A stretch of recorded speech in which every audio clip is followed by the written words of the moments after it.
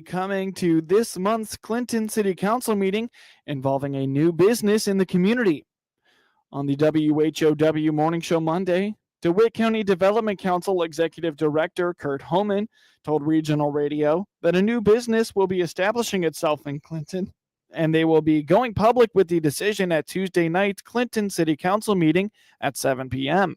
Exciting news, and I won't break all the news, but we do have a large business that is going to officially announce that the Clinton area will be its new business location or a new business location for it. So I'd like to invite everybody out to the Clinton City meeting. They'll do a little presentation, and it'll be a great opportunity to welcome a new business to town.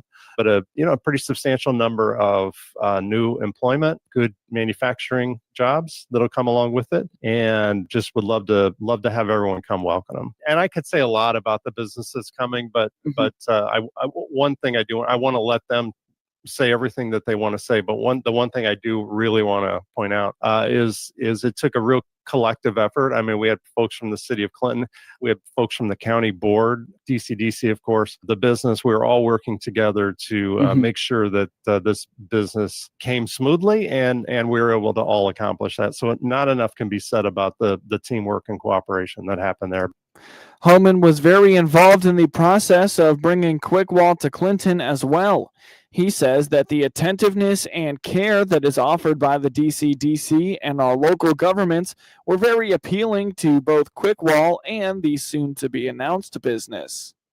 QuickWall, great question. QuickWall is continuing to move along. I know they're getting equipment put in the location in the building, and there's been a lot of changes in there, and they're getting absolutely closer to being ready to start manufacturing out of the Clinton facility. Once they made the decision to come, those conversations shifted to permits and getting things ready and things that come up along the way. So we were talking very, very regularly, before. It's not quite as regular, but it's still pretty consistently regular.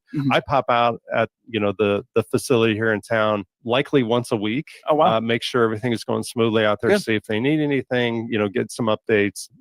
Those conversations continue. They're just completely, they're completely different. And for my perspective, I want to make sure that business has a smooth operation. So, they're getting assistance here that they maybe didn't get or won't get from anyone else, and any other part of the world. And we want them to stay here forever. Yeah. Just like every business. And I can say with this new business that came up, one of the comments that was made, they have a location in a much larger area, and I mean, not even in the state, but they are surprised at the amount of local assistance that was offered here that wasn't offered in a much bigger community. I think we have a lot to be proud of when we say we're working for economic development. We truly are. The DCDC works to improve economic development all throughout DeWitt County, not just in Clinton.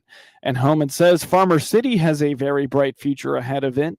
He points to the development of the food co-op as an example. Yeah, absolutely. So a couple things with Farmer City just in general. There's definitely something. All the groundwork is being set up in place for Farmer City really to have some economic great successes in the upcoming years. So awesome. I can't say enough about that, first of all. But the co-op, I think, is one of those springboard activities for downtown. So the co-op now is going to be officially acquiring the building, probably in the next 10 to 14 days. The city has offered to help financially with that. It's part of a TIF district.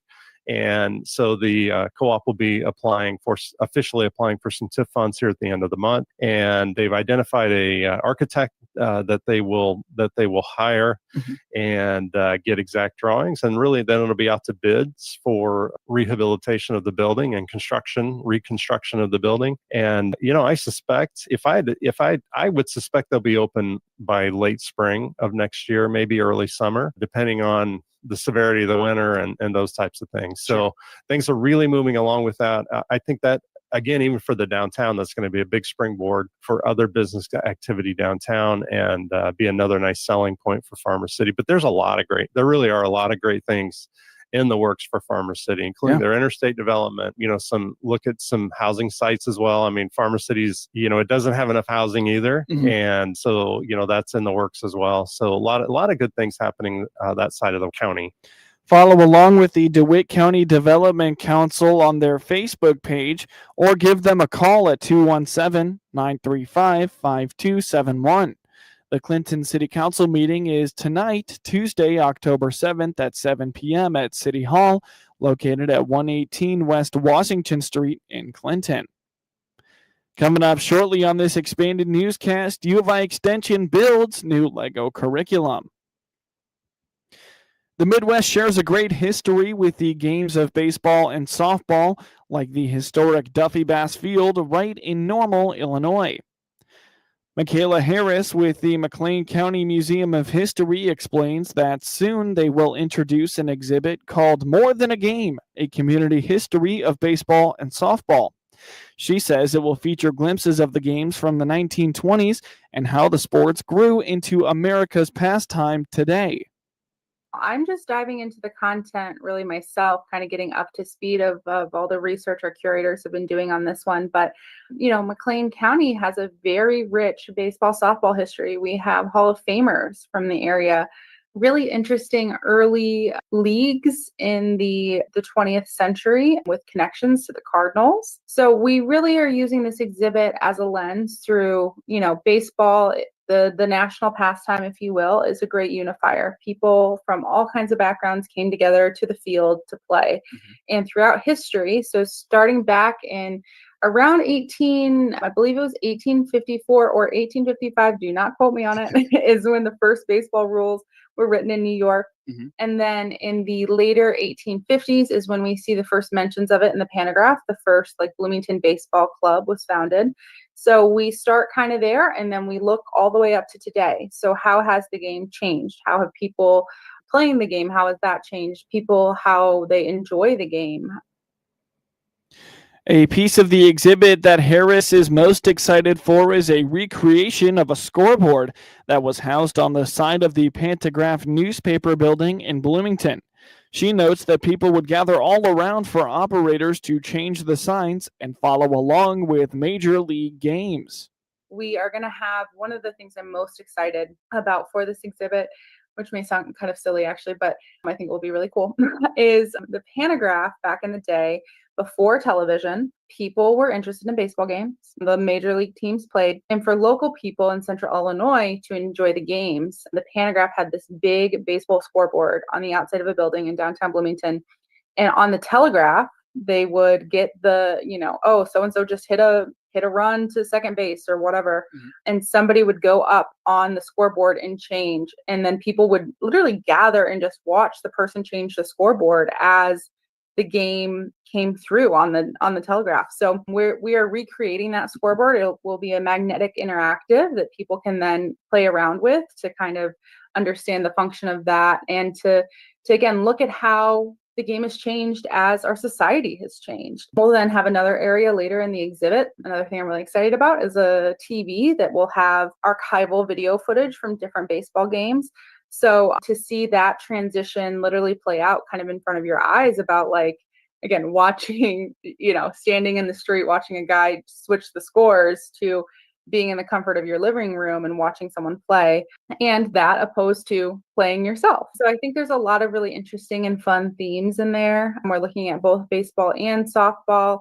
We'll have some interesting content about Title IX, and then obviously the rise of women's sports as well in there.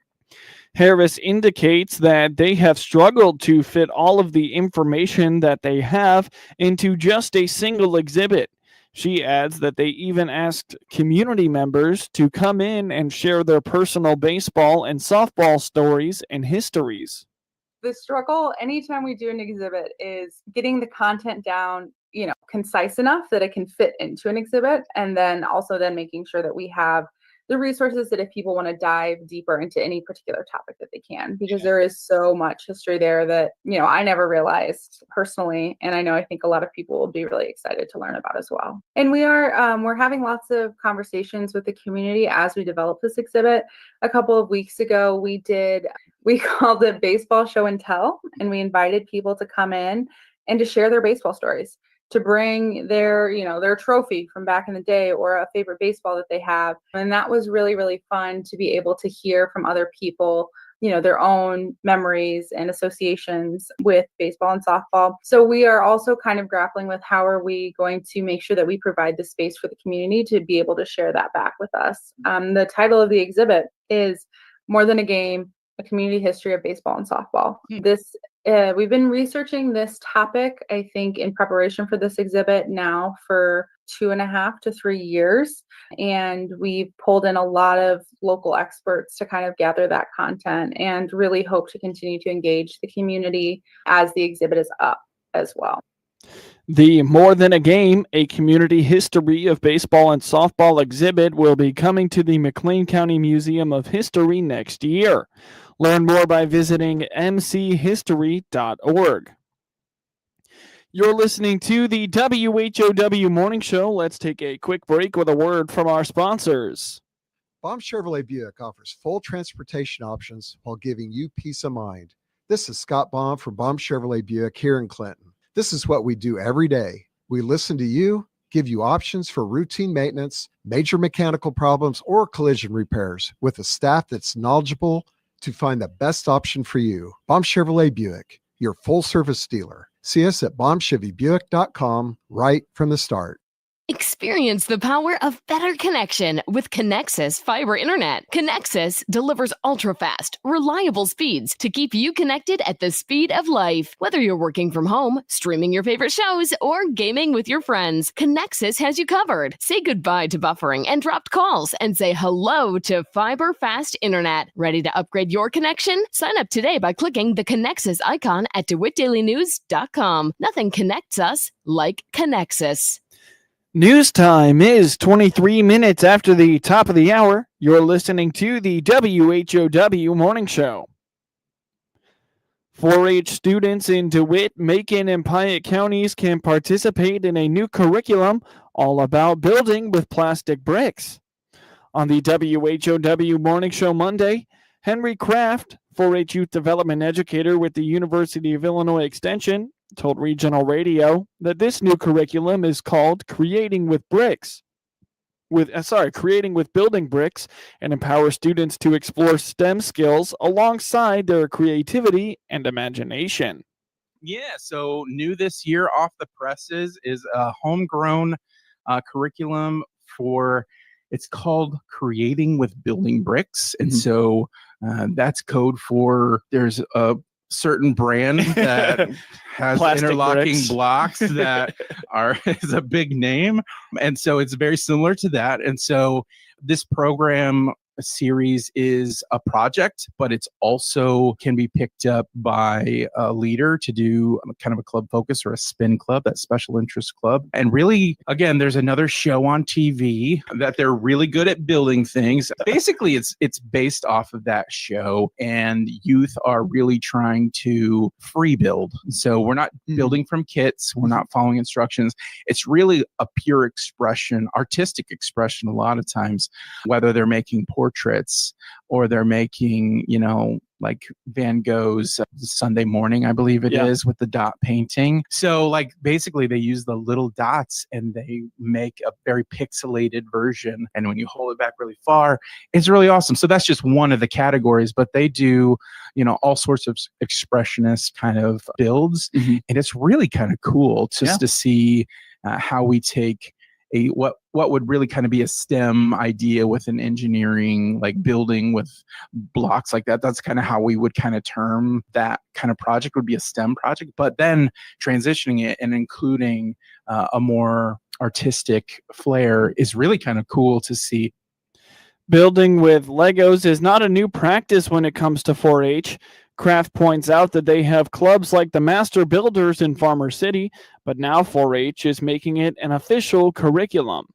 We've been doing certain clubs. So we've got Master Builders at the Farmer City Library, and they've been meeting for some time. So if you're really into Legos, go hit up Sky over in the Farmer City area. They meet. It's on a club list. I believe it's Wednesdays, once a month or so, and they do similar to this. But we've been doing certain projects like this building blocks activities in clubs, but now we've formalized it. So the state saw that and said, okay, we need to come up with something really solid so that we can teach some of those skills. Like, it's one thing to free play and things like that. There's a lot of value in free play, but really getting into what's the learning, the substantive learning that comes from free expression of art and things like that. So yeah, it's just a really great program, and I love the carryover between the different areas. Kraft notes that one of the major benefits of the 4-H curriculum is the presence of experts who ensure that good learning techniques and skills are woven into the fabric of the program.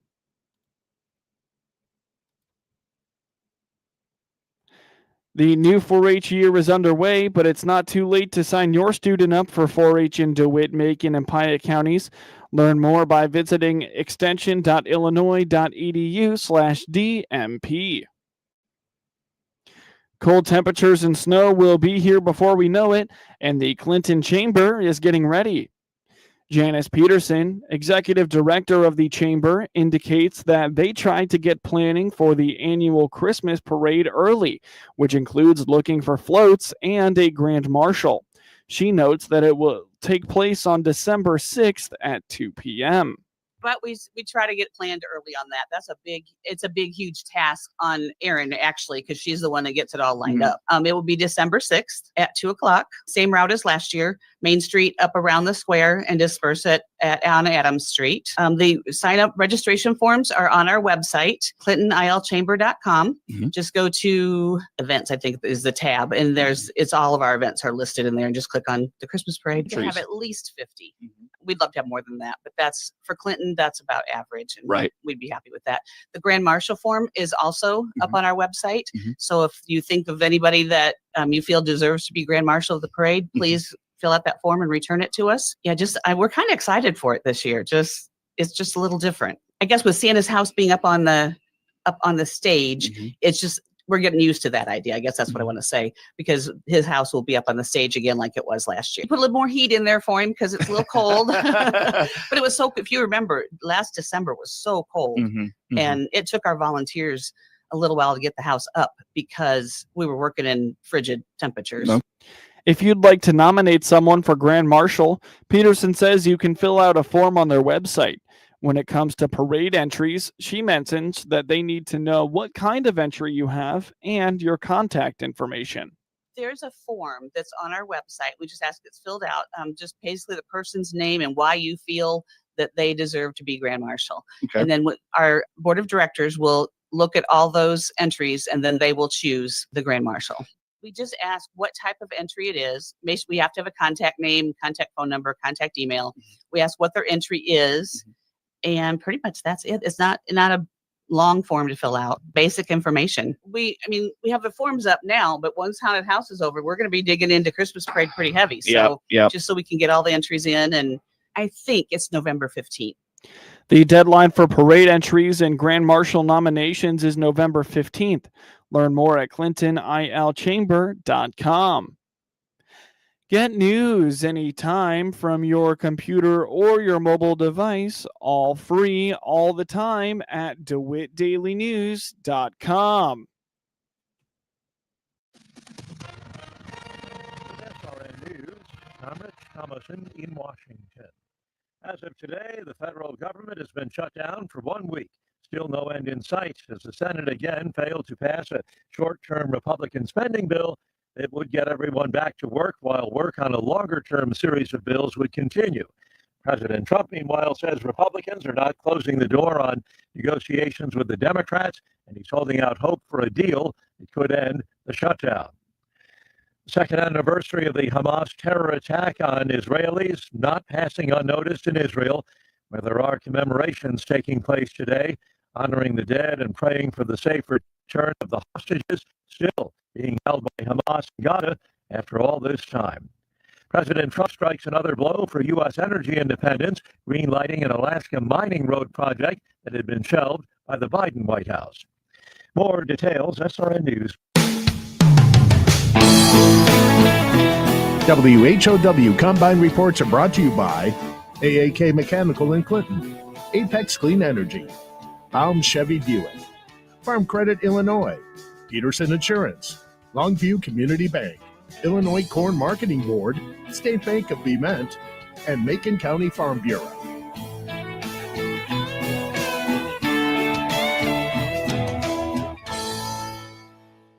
As harvest begins, we are reminded that a farmer's work doesn't stop once the crop is in the ground. Just as Farm Credit Illinois doesn't stop working for you after closing your loan, FCI cuts the cost of borrowing with no lender fees at closing and puts money back in member borrower pockets with annual cash patronage payments. We tip our hats to the farmers hard at work this harvest season and reflect on the year with gratitude for our cooperative members. Farm Credit Illinois wishes you a safe and bountiful fall. Visit farmcreditil.com to learn more about FCI's cooperative advantages. The 2025 Chevrolet Silverado Heavy Duty is the official truck for your farm this season. Scott Baum here from Baum Chevrolet Buick in Clinton. The 2025 Silverado is the strongest, most capable ever, with 2 heavy-duty powertrain options, innovative towing technologies, and a large and functional durabed. Silverado HD pulls up, ready to help you get the crop out of your field on your farm this fall. Now's the time to make the Chevy Silverado your farm's official truck here at Baum Chevrolet Buick,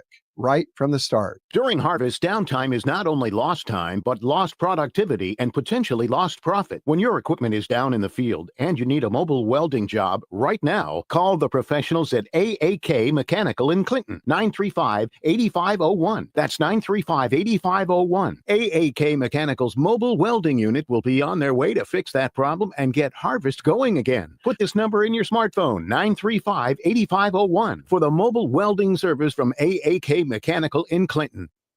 I'm Reed Kamai. In this report, we hear from Austin Rinker, who farms near Moequa and Shelbyville in Shelby County, whom I interviewed on the 16th day of September. I want to start with the big topic out there, which is the drought that we've been experiencing recently. You might recall you actually predicted that this is something that could have happened this year. Of course, we're living it right now. How has that affected the harvest? Things are actually drying or dying pretty quickly here right now. We've got cows on pasture. We've actually started feeding hay here on pasture right now. The grass is kind of burn off, but we started actually with harvest last week on soybeans, some 2.9 maturity beans. And actually they have quite a few green leaves left in them, but they are testing 9.5%. And I've never ever cut beans at 9.5% on my very first day of cutting beans, but lots of green pods and butter beans in them, and just really, really odd the way the crops matured with